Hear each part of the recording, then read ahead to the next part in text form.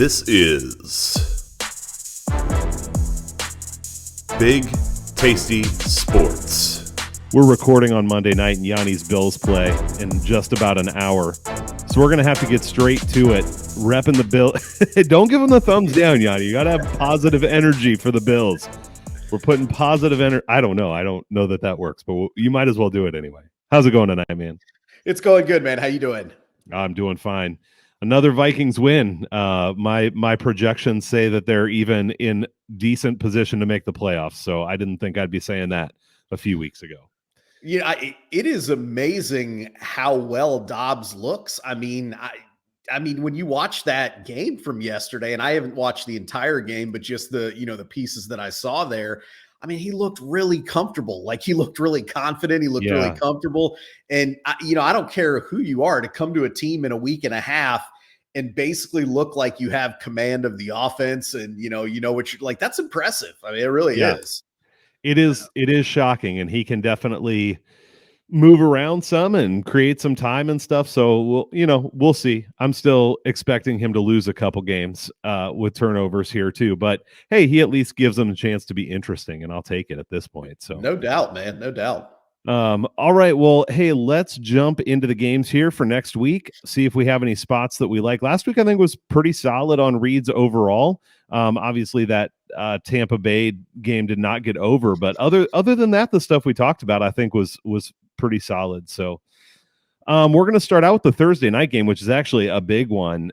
Cincinnati going to Baltimore. Baltimore is a 3.5-point favorite right now.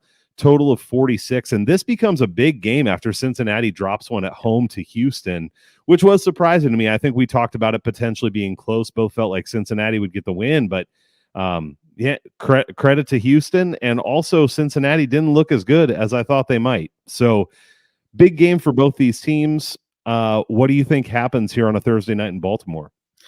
Yeah, you're right. I mean, this game becomes critically important for Cincinnati, and they're going to enter that game missing some key pieces there.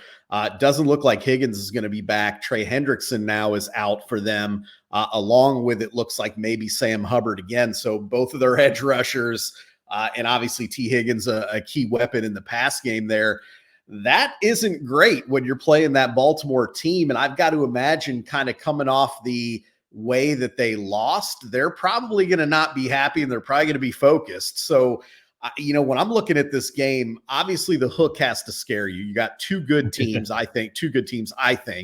And, again, Cincinnati's back against the wall a little bit, kind of becomes a really important game for them if they want to stay in the AFC North, but really even in the AFC playoff picture in general. So when I look at this here, most experienced gamblers will tell you, you never buy the half point. You just don't do it. It's not a successful way to bet.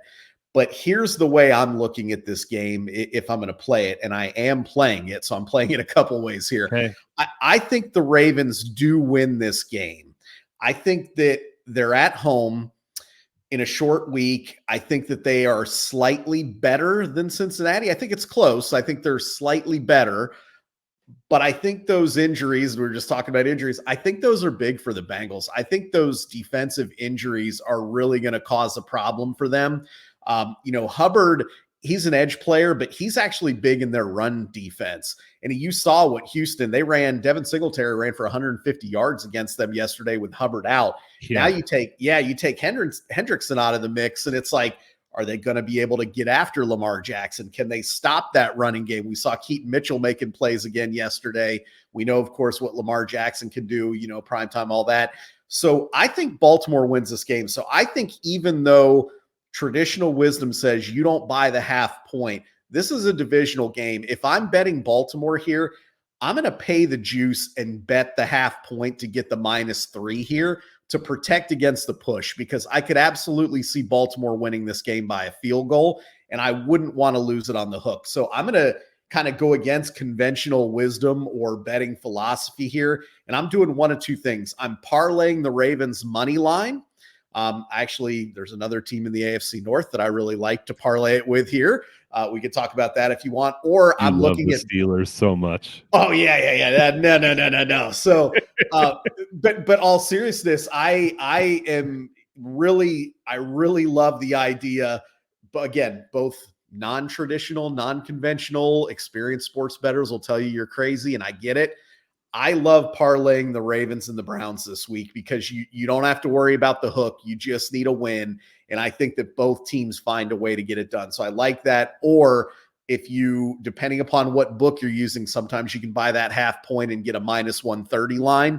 If you're a book that can do that, I think that to me, the 110 to the 130 with that 3.5 to 3 in a game like this is critical. So I'm kind of looking at it that way. I think Baltimore finds a way to get this done. It may only be by a field goal, but again, if you money line parlay that, you just need a win. Or if you do buy that half point, you're protected that way. So that's kind of where I'm at. Again, not traditional, but I'm doing what I'm doing. Yeah, I found myself this week as I was thinking about this game fighting overreacting. I I I try hard to not overreact too much to what we see in individual weeks. But I know that in myself, I still do it at times, but I try to be really aware of it. And Cincinnati, after that terrible start, Joe Burrow gets healthy, and I'm kind of going, okay, this is the team that is gonna have a chance to fight for the AFC. Then this game against Houston, which granted, I mean, it was a close game down to the end. It's not like they got totally destroyed. Houston's hot right now, but I expected them to be the veteran team and get that one done. And I expected them to get it done kind of handily. So it's a little concerning to me. And then I'm like, okay, Burrow was hurt, but is there any part of this Cincinnati team that's maybe a little bit of what we saw at the beginning of the season combined with what we've seen the last few weeks? So I still do think that we have to consider Cincinnati as one of the top tier teams in the NFC, maybe not very top, but up near the top. I think it's a bit of an overreaction to last week to not say that. At the same time, though, you brought up all these injuries, and I do think that's a big deal because the other thing I think we could overreact against is before last week. I'm not saying you were saying this. I don't know that I was saying this, but people were talking about Baltimore as one of the best teams in the league before they lost to Cleveland last week. And I think this is the other place where there could be some overreaction. They lost a crazy game to the Browns. I really feel like they should not have lost that game. I mean, they should have come through there. Sometimes this is what Baltimore just feels like they screw around too much. Oh, yeah. Yep. It's like, we're good, whatever, it'll be fine. And then in the NFL, a couple bounces go the wrong way and it's not fine. So I still think Baltimore is better than Cincinnati right now, at least with all of the injuries. And I think Baltimore is right up there at the top of the AFC if they don't screw around too much. So I haven't bet this game yet. I think what you're saying about the hook makes a ton of sense. I can see using Baltimore as a parlay piece. I think there's a chance I get to them at -3.5, though. I think with the state of the Bengals right now on a Thursday in Baltimore, if Baltimore puts a good performance together, I do think they win by a touchdown. And like you said, I think coming off that loss to the Browns, maybe it gets them focused a little bit to not come out and do the same thing again. So I like Baltimore here. Haven't bet it yet, but that's the side that I would be on. Yeah, I think you bring up all good points. And I mean, realistically, I mentioned it again, I'll say it one more time. From a practical betting standpoint, bettors will tell you if you're backing the favorite, just lay the 3.5. So what you said makes all the sense in the world. Again, I'm a little more non-conventional with that. No, I get it for sure. Yeah, but what you said, I mean, that's realistically probably the way to go. And we didn't really talk a whole lot about the X's and O's, but the Bengals are, depending upon what metrics you want to use, either the worst or second worst team defending tight ends in the National Football League. Nick Scott, their safety, has struggled. Both of their safeties have had some challenges there. And what does the Ravens offense do really well besides run the football? They get the ball to Mark Andrews and he can make plays. So this could be a big Mark Andrews spot as well. And I think that obviously helps lean towards Baltimore there. Yeah. Another thing just on I love that point. Not something that I had been aware of. The other thing is I think Cincinnati does lean a lot on throwing the ball to make their offense go.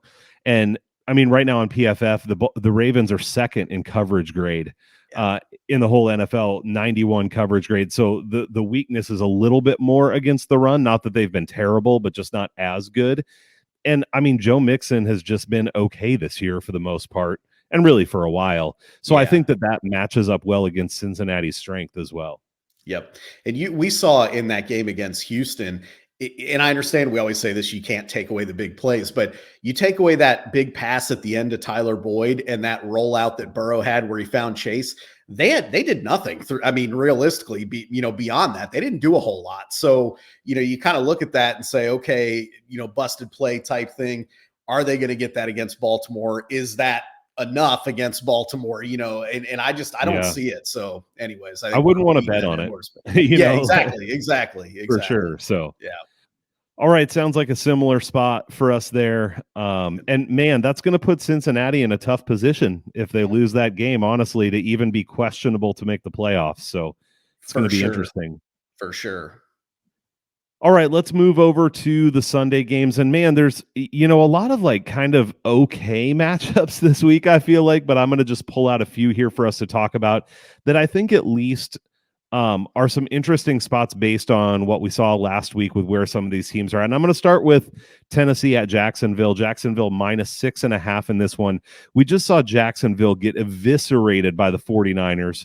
That's one of those spots where we both agreed. And I think I was watching that game like, why don't I bet alt totals sometimes? Like, I felt like San Francisco would win handle. I wouldn't have bet like 25, but I would have bet like 9.5 maybe. Right. So, but yeah, just absolutely destroyed. Could not do anything on offense. I felt like Jacksonville's defense actually kind of tried to hang in there for a little while and just kept getting put in terrible spots. Yeah. So defensively, even though it was a high score for the 49ers, I didn't think it was that terrible. It wasn't as bad as it looked for Jacksonville on the defensive side, I wouldn't say. Tennessee coming to town. I mean, Tennessee laid an egg down in Tampa Bay. The offense was flat, really couldn't do anything against a Tampa Bay defense that has been okay, but not lights out by any means. Not as good as Jacksonville. Yeah, what do you think, Yanni? Is this a spot where Jacksonville gets right? Are we overestimating them, underestimating them? Where are we at with Jacksonville? Well, I definitely think it's a spot where they get right here. And I think that first of all, I think you just touched on it. That Jacksonville defense is pretty good. I think they're not flashy. They don't have a ton of big names. You don't really necessarily think about them when you think about dominant defenses around the league, but their defense is really good. They're good at stopping the run. We saw what happened. Tampa shut down Derrick Henry. As a result, Tennessee really couldn't do anything once they couldn't get the running game going. There's a good chance they'll be able to slow Henry down, in this game here, put a lot of pressure on Levis there. And I think we saw Levis got out to that fast, hot start, and he still could be a great quarterback. I mean, I don't think we know at this point, but I think a little bit of reality set in where it was like, okay, maybe this game isn't as easy as he made it look that first start of that, those first two opportunities that he had out there. And there's one piece here, we talked about the matchup with Cincinnati against tight ends. Trevor Lawrence, and actually this was something, I don't know if you follow Warren Sharp, obviously pretty well-known football analyst. He put something out today on Twitter, on X, that basically showed Trevor Lawrence with pressure he was ranked 34th in quarterbacks in the NFL with pressure. Wow. Now, without pressure, he's pretty darn good. So, and I mean, we know all quarterbacks to some extent we're going to see that. It's just a matter of what's the difference. So here's what we know, though. Tennessee cannot get after the passer. They just can't. They just don't. So I think that this is a game where we're going to see a good performance from Lawrence. I mean, he's coming off a bad performance, but I think that with that matchup, with him maybe being comfortable in the pocket, not being under a lot of pressure, maybe we see him looking a little more like the Pro Bowl type quarterback and a little less like the overrated and not very good quarterback that we've seen sometimes when he's under pressure. So I think this is a good spot for Lawrence here. I think the Jags are a team that they can get away even if they don't run the ball well, because I think they can use ETN in the passing game. They have other kind of ways around that. So I do like the Jaguars in this matchup. I think under 7 you can play them, but I worry a little bit about that just because, Vrabel tends to keep some of these games close. I mean, we see it sometimes where it's like, Tennessee probably won't be able to stay in this one. And next thing you know, it's the fourth quarter and they're down by a field goal, and it's like, how is this even close? So to me, this is the teaser leg of the weekend here, right now, getting the Jags at home at 0.5 point. Division game, I just can't see it. to me, it's really, really, really difficult to see Tennessee finding a way to win this game because I don't think their offense is going to be able to score. I think what I mentioned with Lawrence there, I think it's going to just be too much Jacksonville here. I'm on the same side, and I think actually maybe even a little bit more strongly. Jacksonville, to me, there's some of these teams now that I think if we're paying attention, and obviously you got to watch for injuries, and there's different factors to still break down, but we kind of know who these teams are. And I don't know if we'll end up talking about Miami, and I think Miami is better than Jacksonville, but to me, Miami and Jacksonville are very much alike in this way. When Miami plays a mediocre or poor team, they will eviscerate them. They'll win by 20, 30 points. When they play a good team, I think they're almost always going to lose because that offense gets shut down and they can't win games with their defense. Yep. Jacksonville, to me, is almost the other way, where I think their defense can mostly hang in there, even though there was a lot of points by San Francisco last week. But Jacksonville's offense gets shut down by really good defenses, and they really struggle. When they play teams that are mediocre to poor, they perform really well. And I expect Jacksonville, coming off of that performance last week, to come back and want to get a better taste in their mouth too. I mean, I know that's a narrative thing, but I think there's some reality to it. I think they keep the gas pedal down. I don't think Tennessee's defense is really going to be able to slow them down. And I think Will Levis is fine, but I don't think the Titans are going to put up a lot of points. Yeah. I know, like what you said about Vrabel keeping games close, I think is something that you have to pay attention to. But I just look at the schedule that the Titans have played. And when they faced, I mean, the Ravens only beat them by 8. We talked about how the Ravens mess around sometimes. The Bengals beat them by 24. The Browns beat them by 24. They have kept a number of these games close.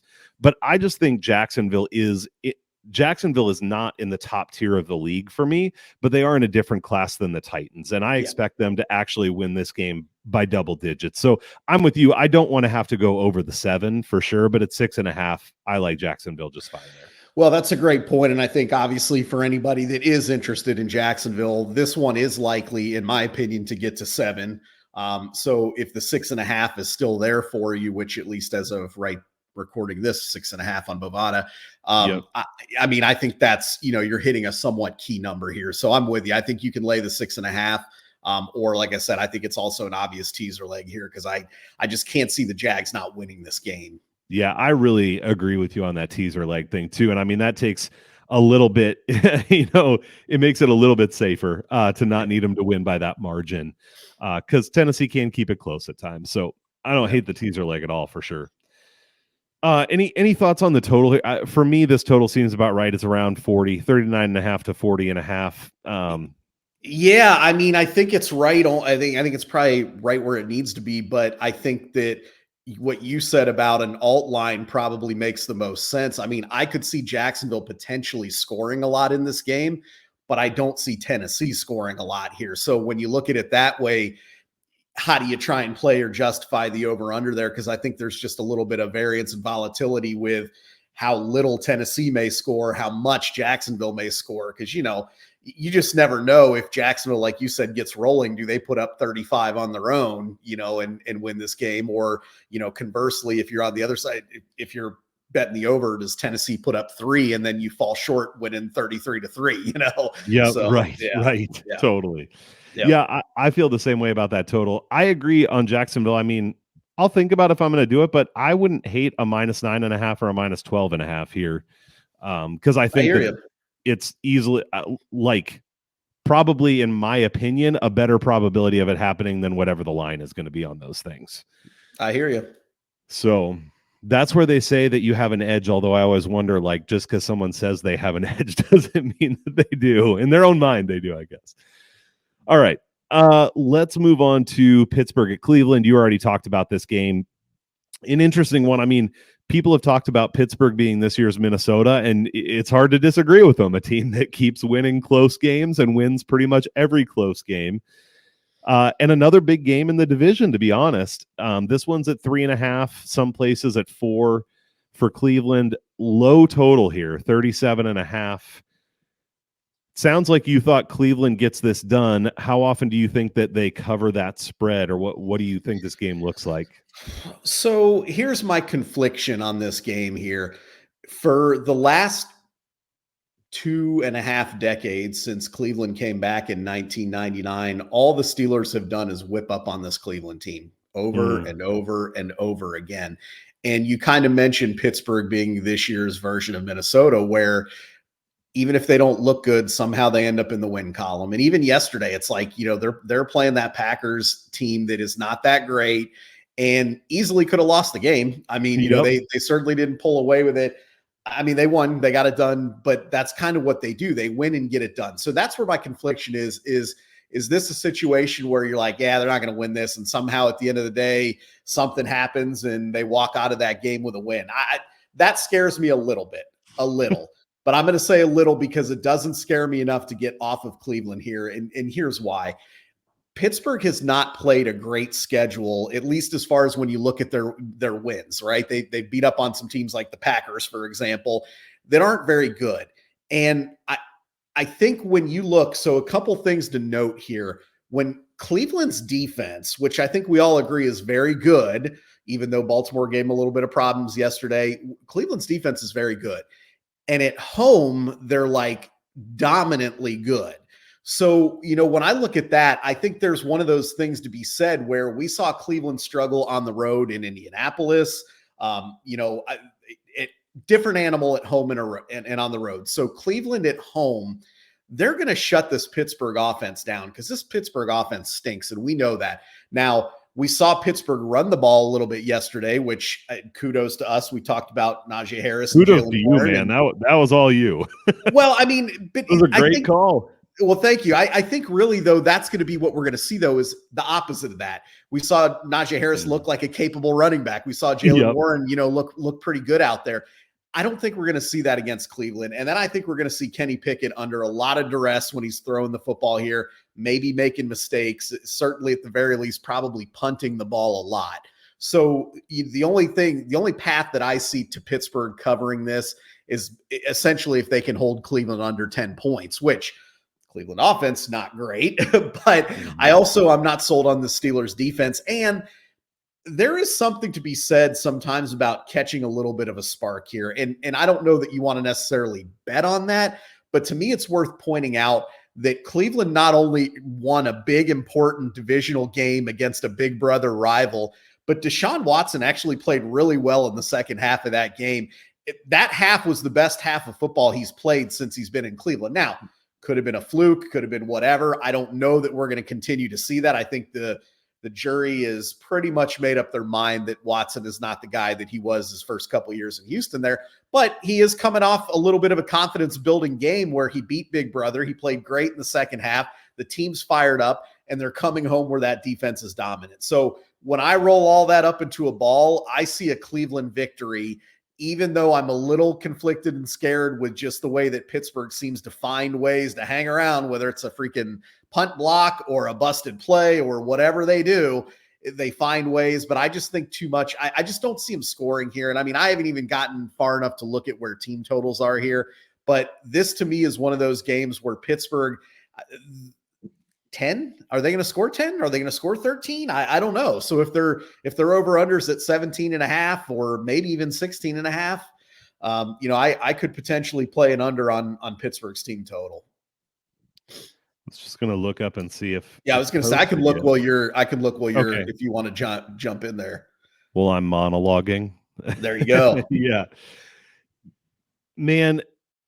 Yeah, the thing that you said is the only thing that really scares me about Pittsburgh is somehow they just win. And that was true of Minnesota last year, where you felt like they shouldn't be, but they just keep doing it. And I keep thinking it's fluky with Pittsburgh and it's not going to keep happening, and it keeps happening.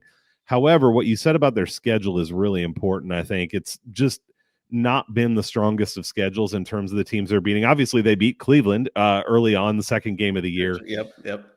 This is going to be my one time tonight where I talk about turnovers again, but it's I think it's applicable here. So in this model that I did that's wins over expectation based on turnover differential, the Browns are the second highest in terms of wins over expectation, over 3.06 wins over expectation based on their turnover differential. And that first game against Pittsburgh is a great example. They had a -2 turnover differential. And that's pretty much the reason. I mean, there are other things too, but that's a big part of the reason they lost the game. I think with Deshaun Watson, and I said last week, I think Deshaun Watson is pretty much cooked, not very good, and I'm going to have to come back on here and eat my words. I'm not eating my words yet, but I will say, though, all they need from Deshaun Watson is him to be okay. They don't need him to be great. They need him to hit wide open receivers, not throw it 3 yards in front of them, not turn the ball over, maybe make a play or two with his legs at important times, get a first down on third down, and they're going to be totally fine. One thing that I did want to ask you about, just to get your perspective, because this is the other thing that just is a little concerning to me at times, is Cleveland at times is giving up a ton of points for a defense that is so dominant, and they have been really good. And I don't know if this is a home road thing, but the 31 they just gave up to the Ravens, obviously that's a good team. They gave up 24 to the Seahawks. That's on the road. 39 to the Colts. That's on the road. Do you think it's a home road thing, or what's going on with this defense doing that? It's a good question, because you start to think about matchups and things like that. And I don't know how much stake you put into the road and home, but the numbers do tell a story. And when you look at their home numbers, they don't let teams score at home. So why they can't duplicate that on the road, I'm not sure. I mean, obviously there's a little bit of a home field advantage and having the loud crowd and all those different things. But realistically, and they had the graphic up actually on during that game yesterday, so the whole world could see when they're at home, they're allowing 9 points a game. And when they're on the road, they're allowing 23.5 points a game or whatever it is. So there is a distinct difference. How much of that, what is there to that? I don't know for sure, but I do buy in that there's at least something of an advantage there when you look at that, home versus road. You start looking at those trends and saying, okay, to me, I almost use them as affirmation trends, if that's the right word. And what I mean by that is I liked Cleveland in this matchup. And then I start to say, okay, they're at home. When they're at home, their defense has been dominant. So it kind of, for me, pushes the needle far enough to where I start to see enough of an edge there, in terms of matchup there. So again, how much stock you want to put in that, that's up to you. You can put very little, you can put a lot, whatever. I'm at least putting enough in it to factor it in when I look at the potential result of this game. I agree with you. You can definitely put too much stock in things like that, and it is small sample sizes in an NFL season. That's True. A reality of what we're working with. But I think you do yourself a disservice to not at least consider it when it's so pronounced, though. And almost every game is so pronounced. You quoted what they had put up. I just looked up the differential here. It's 10.2 points per game at home and 29.8 on the road. It's crazy that they're allowing. It's just a massive difference. So I'm with you. This is a theme for me here, and I'm going to have to think about what I want to go bet after we talk through this stuff. But this is another game where, aside from all I really have on the Pittsburgh side, is somehow they keep games close. And there is something to that, right? There is one more thing I will say all as right. We're putting it out, and I don't mean to cut you off, but no, go for it. You will have TJ Watt playing against backup offensive tackles. And that is something, because, if anybody can create strip sacks and, those kind of, hey, how do they stay in that game? That's the one advantage that you look at on the field and say, is Cleveland going to be able to contain that? And can Watt do enough damage as a one-man show, so to speak, to really impact the game? So to your point, I didn't mean to cut you off there. No, you're good, man. All you really have is somehow Mike Tomlin keeps these games close somehow. And then they do have that advantage with TJ Watt, which counts for something. So, but I hear you. To me, that's the only things I can even look at. If I'm a Steelers fan, if I'm looking at this game, all I can say is, hey, somehow we're staying in it and we've got TJ Watt. Like, that's it. I mean, that's all I can, that's all Which I can is find. a good thing for sure. Yeah. But this is another one where I like Cleveland, and I almost could see another alt total here at 6.5 or something. I think this is a game they should win fairly handily at home. So we'll see. Maybe I'll play all these 6.5s and see how it goes. I mean, if you're gonna lay the hook at 3.5 or 4, you might as well. I mean, you could go to 6.5, and that's not to say that 2.5 points don't mean anything, because obviously in betting they do. But I mean, I think when you look at your potential ROI, if you're already over the key number of 3, you're at least staying under that number of 7. So, why not at that point? Yep. All right, let's move on to another one that maybe shouldn't be interesting, but I think could be interesting, and that's the Seattle Seahawks squeaking it out at home against the Commanders, going to the Rams, who are getting Matt Stafford back, it sounds like. And this is almost a pick 'em. -1 on the Seahawks, 46 total. The Seahawks are a team that has a pretty good record, but have been fairly underwhelming a lot of the time. Do you think they can go down to LA and beat a Rams team, or does this end up being a tough game? Can they? Yes. I mean, I think the spread obviously indicates that it's anybody's game there. And I do think it's anybody's game. I mean, it's hard. I think it's hard to really find a solid edge either way. I can tell you this, at initial glance, I like the Rams in this spot because Stafford's back, obviously. I mean, that makes a huge difference there. But they also are getting some other pieces back. Rob Havenstein's coming back on their offensive line. Middle linebacker Ernest Jones is coming back. So, it's not just Stafford that they're getting back. They're getting back some other key pieces here. And, I think you nailed it with the Seahawks team. Geno Smith started out last season Hollywood story. I mean, the first 9-10 games of the season, he was playing as good of quarterback as almost anybody in the league. I mean, he was literally the tier right below the elite guys. I mean, he was right there. And I think we kind of got a little bit enamored with that. We're like, man, Geno Smith is a really good quarterback. Like, whatever. And it's been a little bit of bounce back to reality, I think, to where, okay, maybe Geno Smith is just kind of a guy, right? He hasn't been lighting it up the way that he did. It seems like they struggle to really consistently get the ball to Metcalf and Lockett. They do in spurts. It's like one game, one of them might get some passes, or, it's just, but it hasn't been like this well-oiled offense that just keeps going. And when they don't run the ball really, really well, that offense can kind of stall out a little bit. And I think that Rams defense is just good enough to kind of slow them down and make them stall out just a little bit.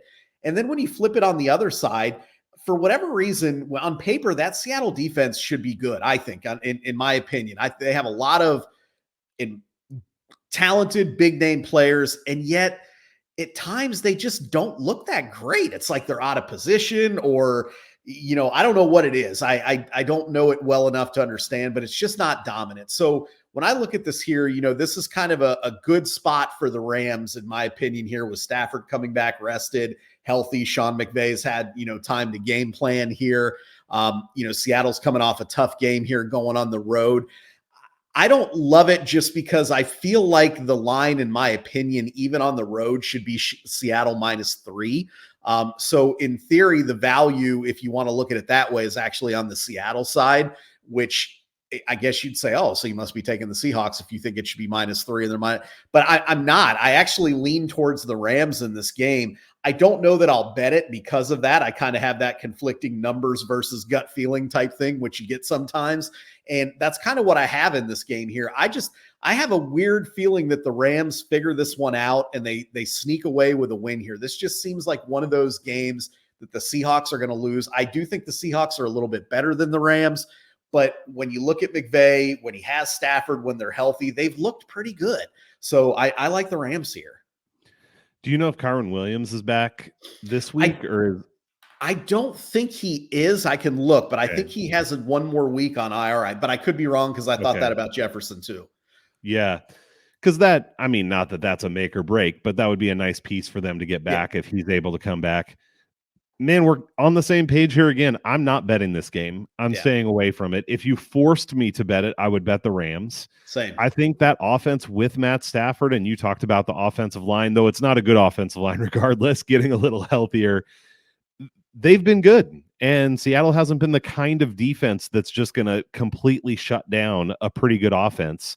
Obviously, with Puka and Cooper Kupp, they've got good weapons there in LA. And the defense isn't great, but Seattle's faced plenty of defenses that aren't that great and hasn't done that much. You can just look at last week if you want an example of that. Right. So I don't think they're very trustworthy on the offensive side either. Seattle right now is feeling like a team to me that gets into the playoffs. I have them projected to get into the playoffs, and then they lose in the wild card round.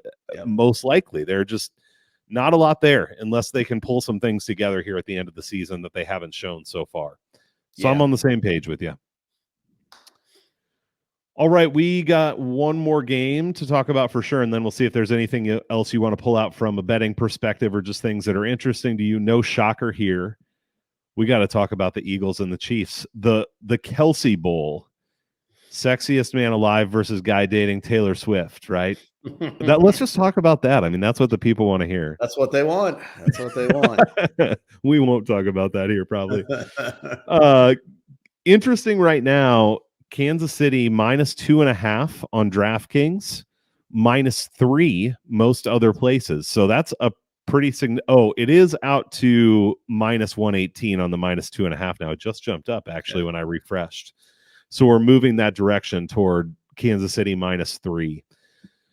Man, two really good teams here, with some strengths, no glaring weaknesses, but maybe some slight weaknesses. Who do you think gets the win out of the Kelsey brothers? Well, I don't know.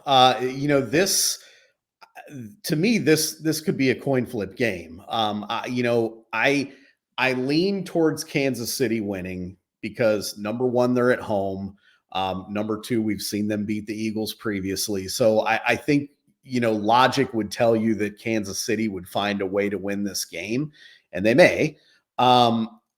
But I feel like if a +3 is out there, that taking the points makes more sense here because I view this as a little bit more of a coin flip game. Let me just back up and say this. I think the betting angle, and I'll tell you this here. I was with my pal JJ yesterday, and we got in on this early. So we got in on under on this game when it opened at 48.5. Because, I looked at that and I'm like, that Kansas City defense is pretty good. That Eagles defense generally pretty good. I think this is going to be a lower scoring game. So that number, unfortunately, as you're listening to this, is now at 45.5. Wow. So, you've lost a field goal and you've kind of gone through that key number of 47 on the total there. So I don't know at this point that you would want to bet that stale number and bet the under there, but I don't think there's a lot of points in this game. So that's kind of the other reason I like Philadelphia here. I will say this is kind of the game when Kansas City loses, it seems like it's more to the Denver Broncos, right? Like they just kind of have that game where it's not clicking and Mahomes just doesn't look great and, whatever. When they have to win, they kind of find ways to do it. And I will say that this does have the feel of that game where it's prime time. It's a huge game against the Chiefs. Like this is where they find a way, to get it done. I just can't lay 3 points with that Kansas City team in its current form against this Philadelphia team. I think it's going to be a drag them out type of game. I think it's going to be one of those kind of, 23-20 type games where we might see a lot of field goals, and we could see some punts, even a lot of punts in this game. But I would take the points. And again, I don't know if you want to bet the under now, but I would still, even at the 45.5, lean under, on the game overall. I wish I got that under at that. We should have texted you. I know. It's a good snag. It's a good snag. I know. I am trying to decide how much I like Philadelphia here. I definitely, if I had to bet it, I would bet Philadelphia with that 3. Like you said, it would be hard to lay 3 against Philadelphia in the spot. Reality is these are 2 really good teams.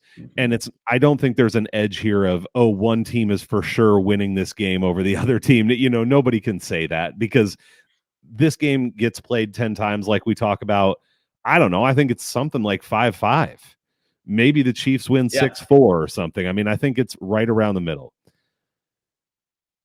It's narrative based, but I have to wonder after the Super Bowl where the Chiefs edged out the Eagles, if the Eagles don't want to come back and, show that they can beat the Chiefs.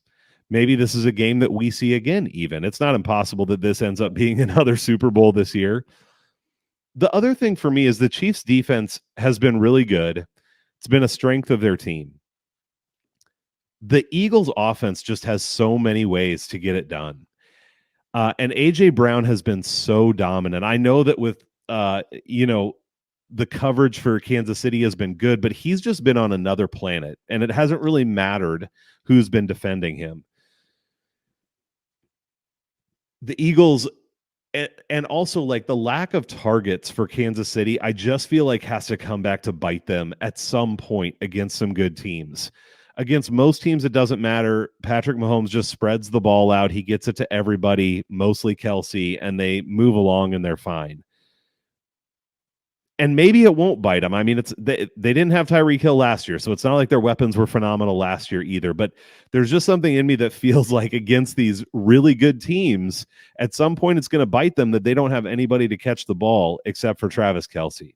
Yeah. So if I had to rate these teams, I would rate Philadelphia as slightly better than Kansas City as a team right now. And I think in this spot, I like it to be a close game. I kind of like Philadelphia to win by a field goal. Mm-hmm. And so if I get a field goal going the other way, if I was going to bet it, that's where I would end up. In terms of the total, I think at this point, I would not bet it. I could see it kind of rolling either way, but I definitely lean with you if like at 48.5, I do think that both of these defenses are good. And the deficiencies, especially for Kansas City, which is crazy to say with Patrick Mahomes, but tend to be on the offensive side of the ball a little bit right now. So I definitely can see it being a game that gets bogged down a little bit. I'm with you on that one. Yeah, this is when Howie Roseman went out and got Kevin Byard. I mean, this is the type of game where that can make a difference. You're playing against Travis Kelce. You need a veteran, good player in the middle of the back end there. I mean, this is why you bring a guy like Kevin Byard in. And I mean, I think whether or not it'll show in this game visibly or not, we'll see. But, this is why you bring someone like that in for a true run at a Super Bowl is for matchups and games like this. And this is a Julio Jones 3 touchdown game, right? I mean, at least maybe 4. I don't know. Minimum. Well, yeah. So one fair point though, again, kind of like we talked about with the Steelers and TJ Watt, Philly is without Dallas Goedert. And I mean, You're right. I don't look at that lightly because, I think when you have that really good tight end, without Goddard, can they roll coverage a little more to AJ Brown? Can they, without having to worry about the threat of Goddard in there? So, but the point being with that is we might see a little more Julio Jones in this game without Goddard on the field. You don't know. We don't know. It's a great point, actually, because he does make a significant difference. I don't have in front of me how much of a difference. I might try to look that up, but all right, well, let's look at the rest of the board, Yanni. Are there any other games, whether it's just from being interested in the game or interested from a betting perspective, that are on your radar for this week? Well, let me say this. I've given out already horrible betting advice in terms of, parlaying money lines and whatever. If you are one of those people that has any interest in doing 10-point teasers, if you're one of those people, it's never recommended in the betting circles. So let me put that out there here. This is not recommended, but I'm just telling you, I'm going to play a 10-point teaser with the big favorites. And that would be the Lions at home, the Cowboys against the Panthers, and the Dolphins against the Raiders. So I think that, San Francisco and Tampa Bay, not the Dolphins and the Raiders, although I'm sure that'll probably cover too. But San Francisco and Tampa Bay. I just think that, when you look at those games, it's really, really tough to see the underdog finding a way to win.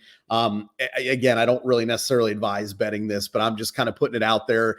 If you're a recreational bettor and you like to just kind of throw those out there, I'm going to put a few dollars on it just because I look at it and I'm like, I don't see how it doesn't win. So, it goes against conventional betting wisdom again, but I'll do that there. But I would say this, when I look at the games here on the slate that we didn't talk about here, the first one here, if you can get it, and it looks like from what I can tell, you can still get it.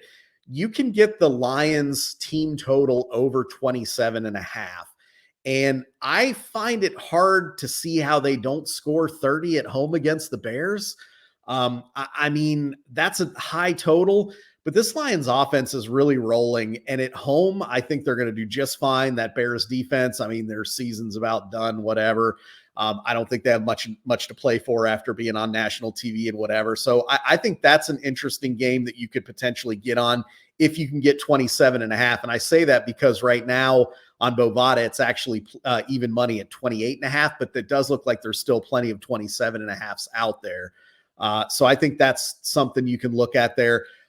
In terms of the alt totals you mentioned, I think Miami probably takes Vegas to the woodshed here. And it's really for what you said. When they play a mediocre or lower end team, they just dominate. They're going to be coming off a bye. I think a chain, whatever we call him now. I think his practice windows open up. He may play again in this game. They're getting offensive linemen healthy. I think they probably take it to the woodshed. And I also think even if the Dolphins team total is 30.5, which it probably will be, I haven't looked, I think you still play their total here. I mean, I've been riding that team total when they've played at home against crappy teams, and it hasn't let me down yet. So I think you could look at that and or alt line. And then I think the last one that I just think is interesting here is your Vikings. They're getting points at Denver. And I understand that Denver is not maybe as horrible as they were early in the season. I guess we'll find out here shortly as we watch this game. Right. We'll have more data. But yeah, I mean, I know they're not terrible, and obviously they beat the Chiefs at home. So, at home, that's not an easy assignment. We don't know exactly what weather is going to be and all that kind of stuff. But I think that, when we look at it here, these are two different tiered teams. And even with Josh Dobbs, I think that's the case here. So getting points or getting a money line with plus money on your Vikings, I'm at least interested in that. I don't know if I'll get there. I mean, it may depend on what I see tonight. And that, of course, could also impact what the line of this game is. But it's probably not going to go one way or another over a key line, right? I mean, if we go to, let's just say it's 2.5 or pick or whatever, I mean, it's probably not going to be substantial.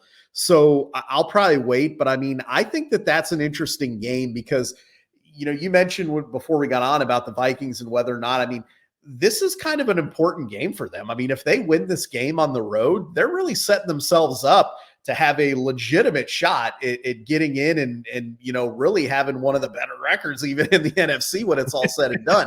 So I'm really interested in that game. And obviously, I mean, I'll put it to you because, I mean, I'm sure you probably at least have some initial thoughts on what you think on that one. Yeah. Minnesota's hard. I mean, I think what they've done is really good. And honestly, it feels to me like regression to the mean. I think that they got pretty unlucky and they created some of their own bad luck in those first 4 games of the season. I think they've gotten a little positive luck and played decent to get back to the record that they have. I do agree that when I put teams in tiers, I have Minnesota, I have 7 tiers that I put teams into, and I have them in tier 4 and the Broncos in tier 2 right now. Again, we'll see what happens tonight. Maybe Denver feels different to me. But agreed, like you're getting points between 2 teams where Minnesota probably has a little bit of an edge at least. So that seems like a reasonably good bet. Though I haven't made it yet. I always have trouble betting Minnesota because I think, this is the game where they're going to just drop the ball. But yeah, so that's where I'm at on that one. Yeah, I mean, I was curious, and that was one of the reasons I wanted to bring that one up is I was curious to get your take because, I mean, first glance, I mean, I kind of like taking them here. And again, I know that Denver at home, I mean, like I said, they beat the Chiefs at home. So, I mean, they can win some games. And again, I think they're a better team today than they were the first couple weeks of the season. Yeah. I think, they're obviously getting a little more comfortable with Sean Payton, figuring some things out. I mean, Russell Wilson's actually playing pretty good football overall. Maybe not amazing, but he's playing better than he was a year ago. Yep. The defense has at least been respectable the last few weeks after the early season, meltdowns they were having. So I don't think this is like a pushover Denver team by any means, but I don't know, man. When I watched like the Vikings yesterday, they literally just seem like they're on a different playing field than a team like the Broncos right now. So you start asking yourself, how much does home field advantage factor in? How much does Dobbs on the road factor in? Like, those are legitimate questions, which is why I haven't gotten anywhere with it yet. But I definitely lean towards your Vikes in that game. Yeah. I like it. I lean that way too, and hopefully it can happen. The problem is they're getting my hopes up that they're going to make the playoffs, and that's usually when it falls apart. So we'll see. Yeah. I But mean, when you look at the NFC, though, I think they are well yeah, no, it's positioned. I true. mean, they've got It's a good true. shot. I mean, is Atlanta going to take them out? I don't know. I mean, yeah, it's like you look past the big three there with Philly, Cowboys, and Niners, and it's like There's anybody's not game much from left there. after Yeah, that. It's yeah, yeah, true. yeah. Well, I want to give a couple comments on some of the games you said. Maybe one other one. I like what you said about Miami. I think Miami absolutely takes the Raiders behind the woodshed as well. It is what I said earlier. I would expect them to win this game 30 something to 13, maybe. Yep. I mean, Aiden O'Connell, hey, he's doing okay for a nobody rookie from Purdue, but it's check down city. And there's not much defense there to speak of. So Miami's absolutely going to abuse that defense of the Raiders. So I'm with you on that one. I did look it up, and over 30.5 is minus 105 on DraftKings right now. That's what I figured. So you have to go to 31.5 to get plus money, which I don't hate either of those there. San Francisco and Tampa Bay. I like what you said about the 10-point teaser. For sure, see them getting it done. I'm just going to throw this out there again, and I did bet this. But at this point, it's just like it's made me enough money that I'm going to keep betting it unless there's a big reason not to, and that's the Niners team total. Yeah. Again, like we said, except those few games where they had a bad run, it's been over 30 every game with Brock Purdy, and I just got 27.5 at plus money. Beautiful. So yep. I think that's a great bet given what the Niners have done, and they're at home this week. Yeah. So I think that's a good bet. Agreed. Yeah, I liked all those teams that you said with the wide spreads to win. I think those are the main ones for me that I'm interested in betting. I do not want to bet the Giants and the Commanders with a 10-point spread. That just seems crazy. Yeah, I mean that Giants team is bad, man. They're so bad. They are bad. But how can you lay 10 points with the Commanders? I mean, geez. Right. I just don't think you can. No. If anything, like if I had to bet that game, I think I would bet the Giants, but I don't have to, so I'm not. No, yeah, I'm going nowhere near the Giants. I agree. It's ridiculous for Washington to be laying that many points against anyone, but I'm not touching that Giants. I mean, they are really bad. I mean, they are really bad. Yeah. I mean, I don't care about the Giants much, so it feels weird to say I feel sorry for the Giants, but they are in rough shape. Well, all you do when a team is that bad, all you do is joke because you're like, man, the Giants are terrible and Tommy DeVito, but it's almost like the perfect storm of bad. And it's kind of the law of averages. Last year, everything kind of went right for the Giants, didn't it? Like it was like things kind of fell into place and, this and that. And I think we all said going into this year, there'd probably be at least some regression just because we're like, hey, they probably overachieved a little bit last year. But boy, I did not expect it to pendulum swing back that far in the other direction. I mean, everything that could go wrong for this team has gone wrong. I mean, and obviously it starts with a lot of injuries, but I mean, even different, if you want to call them luck elements. And I mean, everything that could go wrong for this team has gone wrong. And, you look at this and you think about it, like we dog Daniel Jones. We're at Daniel Jones. You start to see like, okay, maybe he's not that bad. Like, when you start seeing what else they got out there. And it's just, I mean, on that team right now, as it sits today, you have an injured left tackle. And then you have Kayvon Thibodeau, who actually is out with a concussion now. So I don't even think he's going to play next week. Is he really? Yeah, he got a concussion in that game yesterday. So, and then you have a guy who I think is probably the most overrated player in the league, and that's Dexter Lawrence. I don't understand why people just hype this guy up like he's something. I've never seen the dude do anything, honestly. But anyways, those are really, when you look at that, and Darren Waller on injured reserve, also on injured reserve. So your quarterback's on injured reserve. Darren Waller's on injured reserve. Your left tackle's injured. Kayvon Thibodeau's got a concussion.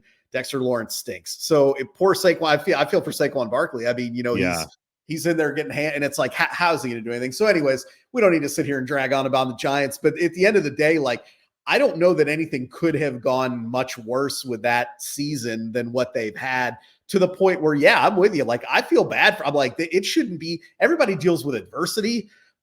I mean, my team's dealing with a lot of injuries and crap, but that's insane what they've had to deal with. Another I mean, level. It really is. Yeah. Yeah, it's another level. Yeah. All right, we're going to get out of here, go watch some Bills. Before we do, I didn't tell you I was going to do this, so it's putting you on the spot a little bit. You can pass if you need to, but I'm curious, if you had to pick a best bet out of all the stuff that we've talked about here tonight, do you have one that you like most for this next week? I mean, honestly, I don't know that I have a best. I mean, I liked the under in that Kansas City game, but, again, knowing that that's not there, I don't know. I mean, I think, to be honest with you, based on what we've talked about, I would probably lean in the direction of one of those team totals with like Miami or San Francisco. Yep. If I had to pick something, like, if you're like, you got to bet one thing tonight, it would probably be one of those.